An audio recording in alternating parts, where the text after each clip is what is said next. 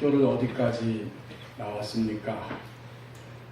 외모, 또 우리의 가지고 있는 직업, 교회 안에서 말하면 직분, 또 당신은 아파트에서 삽니까? 다세대 연립주택에서 삽니까? 아파트에 산다면 몇 평입니까? 다세대 연립주택은 고급주택입니까? 더 나가서 어느 지역에 살고 계십니까? 결혼생활 만족도는 어떠하고 당신의 자녀는 지금 무엇을 하고 있습니까? 당신은 어떤 자동차를 타고 있습니까? 등등. 이 모든 것들은 우리가 자신과 다른 사람들과 비교할 때에 우리 속에서 스며들어오는 그러한 기준들입니다. 이 기준에 의해서 우월의식 또는 열등의식을 가지고 우리는 종종 우리의 인생을 살아가고 있습니다. 일평생 동안 열등의식에 떨어져 살아간 대표적인 인물 가운데 살리에리가 있습니다.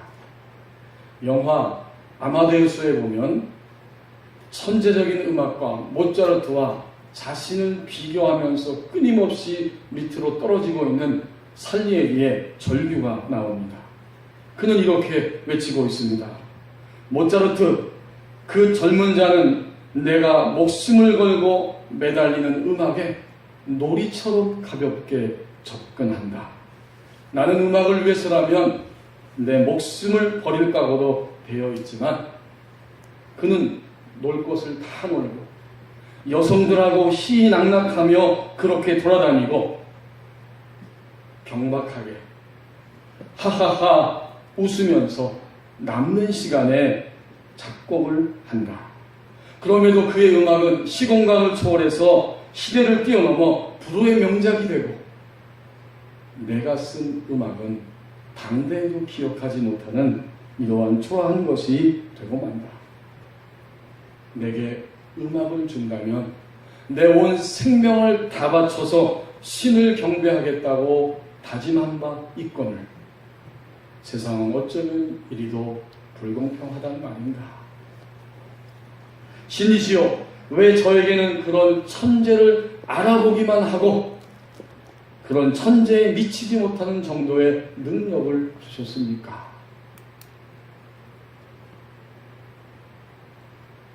하이패밀리 상담치유센터 원장인 김양숙 원장님은 우월의식과 열등의식은 둘 다가 비교의식에서 나오는 병든 자화상이라고 말하고, 우월의식은 남을 공격하는 방향으로 비교잣대를 들이대고 열등의식은 자기를 공격하는 방향으로 비교잣대를 들이댄다고 진단합니다. 그 원인이 어디에 있는 것일까? 그녀는 이렇게 말합니다. 아마도 부모님들이겠죠. 어릴 때 주 양육자에 의해서 존재하는 것 자체만으로도 너는 사랑스럽다. 너는 정말 사랑스러운 아이다. 존재 자체로도 너는 귀한 아이다. 이러한 사랑을 받지 못했기 때문에 거기서부터 오는 사랑의 결핍증이 원인이라고 이야기합니다. 오늘 우리에게 주신 1절 말씀을 보십시오. 우리는 하나님의 언약에 발판을 두고 사는 백성입니다. 눈의 아들 여호수아가 십딤에서 두 사람의 정탐꾼을 보내면서 말하고 있습니다.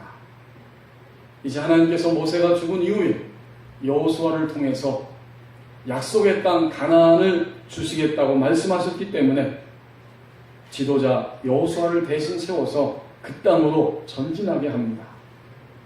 여호수아는 그 말씀을 듣고 두 사람을 선택하여서 그들에게 명령합니다. 이 여호수아의 명령을 보십시오. 이것은 갑자기 되어진 일이 아닙니다. 철저하게도 하나님께서 계획하신 그 계획을 따라 지금 행동하며 움직입니다. 가나안 땅을 우리에게 주셨다. 주신다고 했다. 이제 우리가 있는 이 십딤, 이 십딤에서 맞은편에 있는 저 가나안 땅, 그리고 첫 번째 관문인 여리고에 가서 너희들은 그 땅을 잘 엿보아라. 곧 잘 살펴보고 와라. 그런 이야기입니다. 하나님이 언약을 주셨고 그 언약에 따라 우리는 움직여야 한다.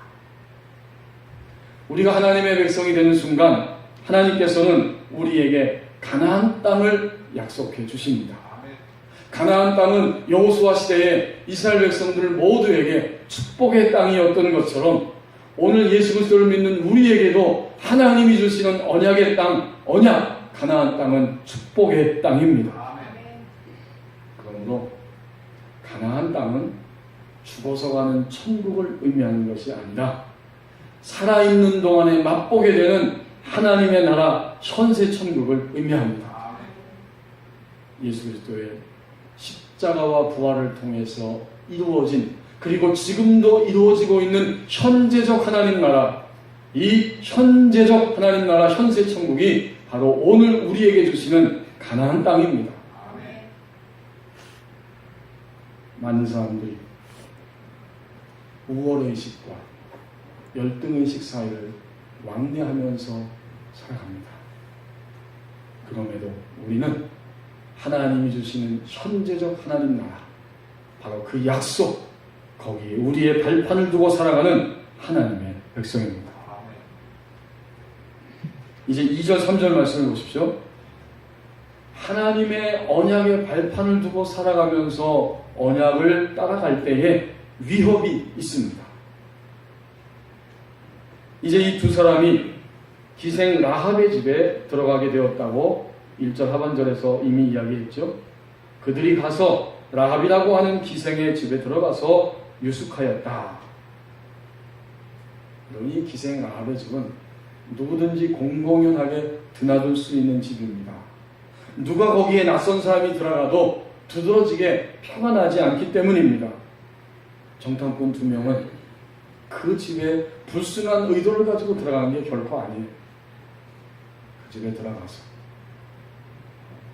여리고에 대한 정보를 아마도 얻고자 했을 것입니다.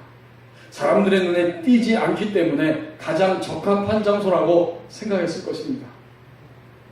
더 나아가서 오늘 2장 15절 말씀에 보면 그 집은 성벽 위에 있었기 때문에 혹시도 위급한 상황이 닥치면 성벽을 타고 탈출할 수도 있습니다. 아마도 이것이 정탐꾼 2명의 생각이었을 것입니다. 자, 이런저런 생각을 가지고 라합의 집에 들어갔는데 2절 상반절에 있는 것처럼 어떤 사람이 여리고 왕에게 이 사실을 말하게 됩니다. 숨으려고 했지만 정체가 탄로나게 되고, 그리고 이 어떤 사람에 의해서 두 사람의 정탐꾼은 여리고 지역을 다스린 왕에게 고발되고, 왕은 그 이야기를 듣고 즉시로 사람을 체포하기 위해서 군사를 동원합니다. 3절 말씀이죠. 여리고 왕이 라합에게 사람을 보내어 그 집에 들이닥치게 했습니다. 이 말씀은 하나님의 나라의 그 현재적 하나님 나라의 축복 속에 하나님의 언약을 따라 살아가려고 할 때 우리에게 이러한 위협이 있다고 하는 말씀입니다.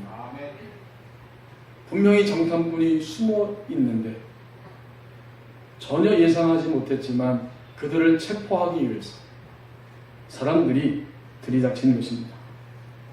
하나님이 왕으로 통치하는 현실, 하나님의 왕 같은 통치, 하나님이 다스리는 생활을 하기 위해서 결심하고 출발하자마자 이런 어려운 일이 금방 발생합니다. 그러므로 2절 상반절에 나오는 이 어떤 사람은 하나님의 나라를 향해 가는 오늘 하나님의 백성들을 다치게 하는 사람입니다. 그들의 마음을 다치게 하고 그들의 몸을 다치게 하고 그들의 신앙을 꺾어버리기 위해서 달려드는 세력, 그가 바로 2절에 나오는 어떤 사람들입니다. 마음이 아프면 몸이 아프죠. 계속 마음이 아프면 몸이 아픕니다. 몸이 아프면 믿음도 신앙도 점점 약해지기 쉽습니다. 그래서 소위 말하는 영적 침체에 떨어집니다.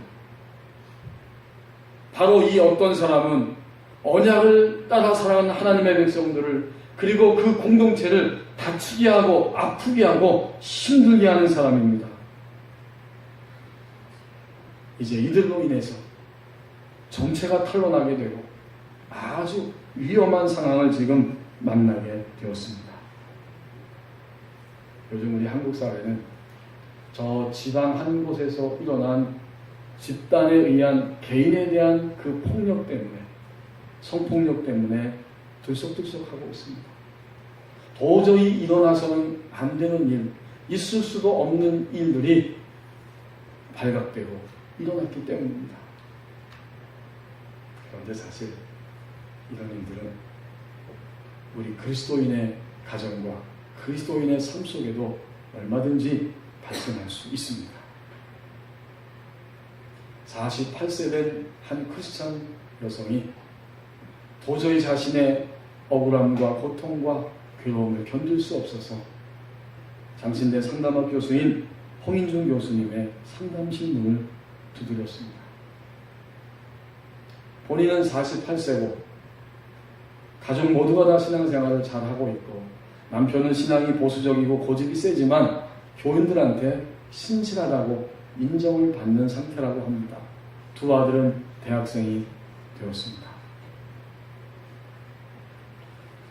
그러나 대단히 안타깝게도 수년 전에 새벽기도에 다녀오다가 그만 성폭력을 당하고 말았다는 거예요. 며칠 전부터 이상한 사람이 계속 새벽기도 갔다 올 때마다 쫓아왔기 때문에 남편에게 이제 새벽기도 나가서 기도가 다 끝나면 같이 오자고 이야기를 했답니다. 남편이 그 말을 듣자마자 새벽기도 나가서 그런 일을 당한다면 순교일 수도 있어, 이렇게 말하고 거절했다는 거예요. 그 다음날 새벽기도 나가는데 바로 그런 아픈 일을 당하게 되었습니다. 이제 그는 도저히 마음의 고통, 또 남편에 대한, 지켜주지 않은 남편에 대한 증오심, 이런 모든 것들 때문에 세월이 가면 갈수록 너무 힘들고 고통스러워서 견딜 수가 없다고 이야기했습니다. 그 크리스찬 여성은 이렇게 말합니다. 신앙에 대해서도 많은 회의가 있습니다. 그리고 이제는 남편과 헤어져야겠다는 생각뿐입니다. 정말 고통스럽고 어려운 문제입니다. 도저히 이해할 수 없는 일입니다. 우리가 하나님의 언약을 따라 살아갈 때에 도저히 하나님의 언약을 붙잡을 수 없을 만큼 힘들고 고통스러운 이런 사건들이 일어나면 당사자들은 당연히 하나님께 대해서 의심할 수밖에 없는 겁니다. 의심이 들고 맙니다. 내가 하나님의 언약을 믿고 따라가지만 이것조차도 나에게 무슨 소용이 있겠는가? 이렇게 흔들릴 수밖에 없습니다. 성도 여러분, 모든 그리스도인들도 예외 없이 사람, 사건, 환경, 그리고 하나님께 대한 의심, 이런 것들로 인해서 언약을 따라갈 때에 위협이 있습니다. 이제 4절부터 7절 말씀을 보십시다. 반드시 하나님의 도우심이 있다고 말씀합니다. 4절에 보니까 그 여인이 그 두 사람을 이미 숨겼다라고 이야기합니다. 두 명의 정탐꾼을 이미 숨겨버렸습니다. 이것은 정탐꾼의 계획이나 생각이나 어떤 위협이 있다는 것을 알아차리는 상황에서 일어난 일이 아닙니다. 전혀 알지 못하고 그렇게 있었을 때에 하나님께서 라합의 마음, 라합의 생각을 감동하셔서 이제 위협이 오는 것을 느끼게 하시고, 그래서 미리 그 상황에서 벗어나게 하신 것입니다. 위협에서 벗어나게 하신 것입니다. 드디어 군사들이 그 집안으로 들이닥쳤습니다. 4절 하반절부터 5절에 보면 라합이 이렇게 말합니다. 과연 그들이 우리 집에 왔습니다. 내게 왔지만 나는 어디서 왔는지 알 수도 없는 사람들입니다. 알 수 없는 사람들입니다. 또 해가 질 무렵에 그들이 이 집에서 나갔습니다. 성문이 닫혀질 때쯤 돼서 나가버렸습니다. 빨리 그들을 따라가면 당신들이 그들을 체포할 수 있을 것입니다. 라합의 이 말을 듣고 신기하게도 이 체포하기 위해서 달려왔던 추적자들은 집안을 수색할 생각조차 하지 않고 즉시로 라합의 집에서 뛰쳐나갔습니다. 그리고 그들이 나간 다음에 이제는 날이 어두워졌기 때문에 성문이 닫히고 맙니다. 이것은 정말 정탐꾼들이 어찌할 수 없는 환경에 떨어져 있지만 하나님께서 그들이 진정 안전지대에 거할 수 있도록 이렇게 역사하신 하나님의 손길입니다. 여러분 6절 말씀해 보십시오. 그 사실을 또 한 번 강조합니다. 본문에서 4절에서도 그 여인이 이미 두 사람을 숨겼다고 말했는데 6절에 보면 그가 이미 그들을 이끌고 지붕에 올라가서 그 지붕에 벌려놓은 산대에 숨겼다. 라합이 정탐꾼들 두 사람을 이미 숨겼다는 거예요. 추적자들이 왔을 때, 체포하기 위해서 왔을 때에는 사실은 실상은 이미 지붕에 숨겨놓았다. 이런 의미가 바로 6절입니다. 산대에 숨겼다. 이 산대는 물속에서 자라는 식물인데 90cm 내지 1m 20cm 정도 자란다고 합니다. 그러면 사람들이 추수 때 그것을 잘라서 한 3, 4주 정도 물속에서 적셔 놓았다가 꺼내어서 평평한 곳에서 햇빛에 말린 다음에 삼배 옷을 만들어 입었다고 합니다. 바로 그 속에 이 두 사람을 숨겨 놓았습니다.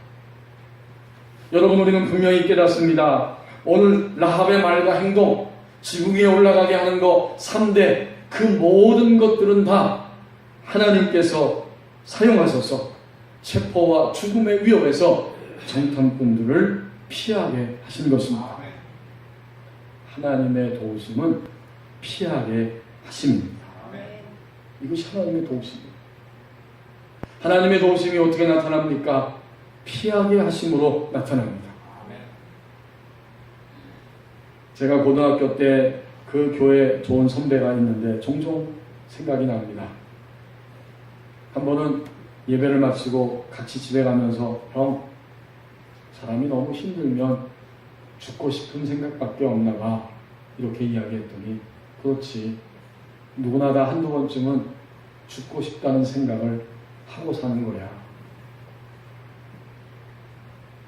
그 이웃 동네 어떤 사람이 갑자기 달려오는 차를 향해 죽기 위해서 뛰어드는 사건을 두고 하는 이야기입니다. 그렇지만 그 선배가 하는 말이 사람이 죽기 위해서 차도로 뛰어든다고 해도 죽고 사는 것은 사람 마음대로 되는 게 아니야. 하나님께서 죽고 사는 모든 것들을 다 주관하고 계셔. 그 동네 그 아저씨가 뛰어들었지만 다행히도 다치기만 했지 생명에는 아무 지장이 없게 되었습니다. 바로 그 사건이 일어났을 때 하는 이야기입니다. 지금 생각해도 그 선배의 믿음이 굉장히 귀하고 컸습니다. 내가 죽고 싶다고 뛰어들어도 죽지 않는 일이 일어난 것입니다. 그렇다고 해서 오늘 이렇게 진지하게 예배하시는 성도 여러분, 여러분은 아무리 답답하고 죽고 싶을지라도 차에 일부러 뛰어들지 마십시오. 하나님을 시험하지 마십시오. 오히려 정말 모든 것이 다 막히고 죽고 싶을 만큼 괴로울 때는 하나님을 향해 달려가야만 합니다. 도우시는 하나님의 손길, 피하게 하시는 하나님의 손길이 있습니다. 앞에서 말씀드렸던 이 48세의 주부의 이 고통에 대해서 뭐라고 대답할 수 있겠습니까? 만약 저에게 그리고 오늘 예배하는 여러분에게 왔다면 여러분은 뭐라고 이 주부에게, 이 그리스도인 자매에게 대답을 해주시겠습니까? 정말 난처하고 어려운 그러한 문제입니다.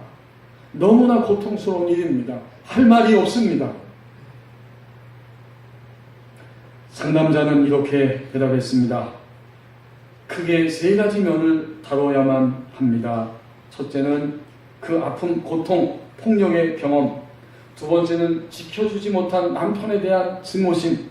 세 번째는 그것으로 인해서 생긴 신앙적인 회의, 의심. 하나님께 대한 이 의심. 이것을 다뤄야 합니다. 오늘 우리는 하나님의 말씀을 지금 주고받는 하나님의 말씀에 귀를 기울이는 시간이기 때문에 다른 것은 다 차치하고 세 번째, 그 하나님의 도우심과 관련하여서 신앙에 대한 회의, 이것을 우리가 어떻게 해결할 수 있겠습니까? 상담자는 이렇게 말합니다. 그런 일을 당하였을 때에 신앙의 회의가 들지 않는 사람이 있다면 인간이 아니겠지요. 이렇게 응답합니다. 그 다음, 신실한 하나님의 백성들, 새벽 기도에 나가서 기도하는 하나님의 자녀들에게 왜 그런 일이 일어났는지 도무지 알 수가 없습니다. 상담자인 목사인 나도 그 이유를 알 수가 없습니다. 여러분은 아십니까? 저도 몰라요. 왜 그런 일이 일어났는지. 그리고 이어서 말합니다. 이제 자매님은 베드로와 같이 의심과 절망 속에서 예수님을 부인하고 멀리할 수 있고, 또 욥과 같이 도저히 헤어나올 수 없을 것 같은 그 깊은 수렁 속에서, 인내 속에서 하나님을 향해 나가고 하나님의 응답을 받아야 할지, 이 두 가지 중에 한 길을 선택해야만 합니다. 저도 오늘부터 자매님이 현명한 판단을 할 수 있도록 같이 위에서 함께 기도하겠습니다. 이렇게 하고 1차 상담은 끝났습니다. 우리는 이 이야기를 통해서 하나님의 도우심에 대한 또 하나의 사실을 깨달을 수 있습니다. 하나님은 피하게 하십니다. 이것이 하나님의 도우심입니다. 그러나 하나님은 피하지 못하고 직면한 일들, 닥쳐온 일들, 고통스럽고 쓰리고 아픈 괴로운 일들, 내가 어쩔 수 없이 맞닥뜨려진 그런 일들이 있을 때 하나님은 어떻게 하시느냐? 하나님이 감당하게 하십니다. 하나님의 도우심은 감당케 하심입니다. 피하게도 하시지만 피할 수 없었던 그 일이 오늘 우리에게 왔을 때 하나님은 그 일을 마침내 감당하게 하신다. 그러므로 우리의 의지적 결단이 중요합니다. 하나님이 도우신다고 했으니까 도우실 것입니다. 도저히 방법이 없지만 나는 하나님의 도우심을 힘입고 하나님 앞에 나가겠습니다. 라고 의지적 결단을 입술로 선포하고 주님 앞에 나가야 합니다. 그때 하나님은 반드시 감당하게 하십니다. 일찍이 하나님의 사람이었던 사도 바울은 그래서 고린도전서 10장 13절 말씀에서 하나님의 감동을 받아 이렇게 선언하고 있습니다. 사람이 감당할 시험 밖에는 너희가 당한 것이 없나니 오직 하나님을 믿고서 너희가 감당하지 못할 시험 당함을 허락지 아니하시고 시험 당할 즈음에 또한 피할 길을 내사 너희로 능히 감당하게 하시느니라. 장신대에서 신약학을 강의하셨던 박수환 교수님은 일생일대의 작업, 신약성경에 대한 주석을 쓰면서 이 부분을 이렇게 아주 쉽게 기록해 놓았습니다. 염려하지 말라. 하나님은 감당할 시험 외에는 주시지 않으시며 너희가 그 시험을 이기려고 노력하기만 하면 하나님은 시험을 피할 길을 주시어 너희로 능히 감당하게 하신다. 피하게 하심, 감당하게 하심, 반드시 하나님의 도우심이 있다고 말씀합니다. 이제 마지막 부분 8절에서 10절 말씀을 보십시오. 간증을 주고받음으로 속사람이 강건하게 된다고 말씀합니다. 뒤쫓는 자들이 다 사라진 다음에 라합은 그냥 잠자리에 든 것이 아니라 지붕으로 뛰어 올라가서 2명의 정탐꾼을 흔들어 깨우고 그들에게 속에 있는 이야기를 쏟아놓기 시작합니다. 8절 말씀에 또 그들이 눕기 전에 라합이 지붕에 올라가서 그들에게 이르되, 이제 라합은 속에 숨겨두었던 이야기를 그들에게 낱낱이 털어놓습니다. 그것이 바로 9절과 10절이죠. 9절에서 말합니다. 여호와께서 이 땅을 너희에게 주신 줄을 내가 아노라. 우리가 너희를 심히 두려워하고 이 땅의 주민들이 다 너희 앞에서 간담이 녹았다.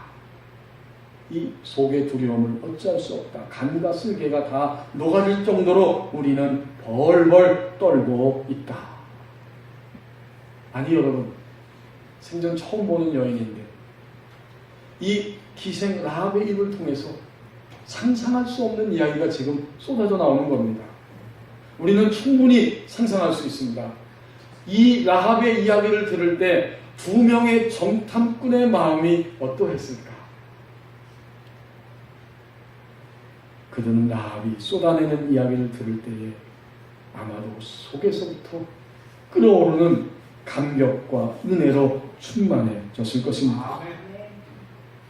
여호수아가 우리를 보냈고 우리는 그 명령에 따라서 위험한 일이지만 가족들과 잠시 떨어져서 이제 이 일을 감당하기 위해서 낯선 곳에 왔는데 과연 하나님은 약속의 말씀대로 구원하시는 하나님, 인도하시는 하나님, 모든 것들을 계획하시고 이끌어가시는 약속의 하나님이시다. 이 2명의 정탐꾼은 라합의 이야기를 통해서 그 감격과 그 사실을 지금 확인하고 있습니다. 10절 말씀에 보면 더 놀라운 이야기를 쏟아냅니다. 우리가 왜 간담이 녹았는지, 우리가 왜 두려워하고 속이 다 타버렸는지 그것을 10절에서 설명합니다. 이는 너희가 애굽에서 나올 때에 여호와께서 너희 앞에서 홍해 물을 마르게 하신 일과, 애굽에서 나오는 것도 엄청난 사건이고 이제 뒤에서 바로왕의 군대가 쫓아오고 앞에는 홍해가 가로가 맞춰 있는데 어떻게 그것을 통과하게 하셨는가? 하나님이 바닷물을 말려버리셨다는 것. 이러한 하나님의 구원의 이야기, 하나님의 구원의 능력의 이야기를 지금 진술하고 있습니다.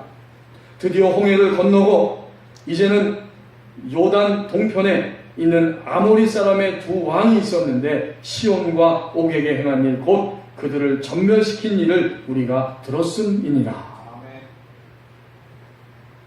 이 모든 이야기가 다 한결같이 하나님의 구원의 일들, 하나님이 구원하신 능력의 일들을 쏟아놓는 장면입니다. 2 사람의 정탐꾼은 이 라합의 이야기를 들으면서 마음에 확신이 생깁니다. 정말 그 속에서부터 하나님을 찬양하고 하나님의 말씀을 붙잡고 그들의 인생을 사는 것이 축복인 것을 확인합니다. 라합의 이야기를 다 듣고 무사히 이제 돌아와서 여호수아를 만나게 됩니다. 그리고 여호수아에게 그 모든 겪은 사건들을 보고합니다. 모든 사람 앞에서 하나님이 어떤 일을 하셨는지 낱낱이 보고합니다. 밑으로 내려와서 여호수아 2장 23절 24절 말씀을 보시겠습니다. 이제 2 사람이 돌아온 이야기 하는 거예요.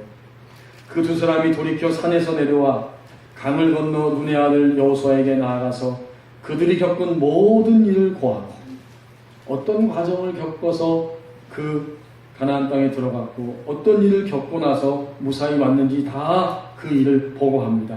그리고 24절에 또 여호수아에게 이르되 진실로 여호와께서 그 온 땅을 우리 손에 주셨으므로 그 땅의 모든 주민이 우리 앞에서 간담이 녹도이다 하더라. 2 사람, 그리고 2 사람을 통해서 하나님이 하신 구원의 역사를 그 간증을 듣는 여호수아, 그 모든 이스라엘 백성들, 그들은 어떠했을까요?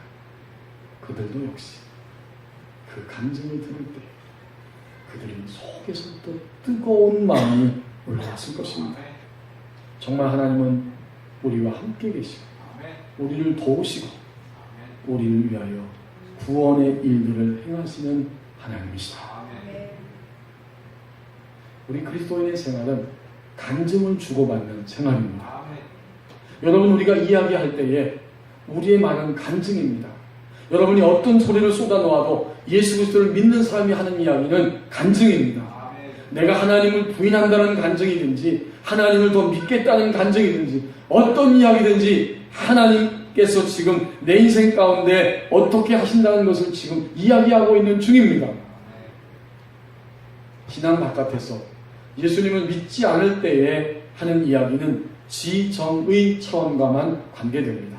그러나 주님을 믿고 우리가 하는 모든 이야기는 우리의 느낌, 감정, 판단, 지식뿐만 아니라 거듭난 우리의 영, 우리 속사람에게도 분명히 관계가 됩니다.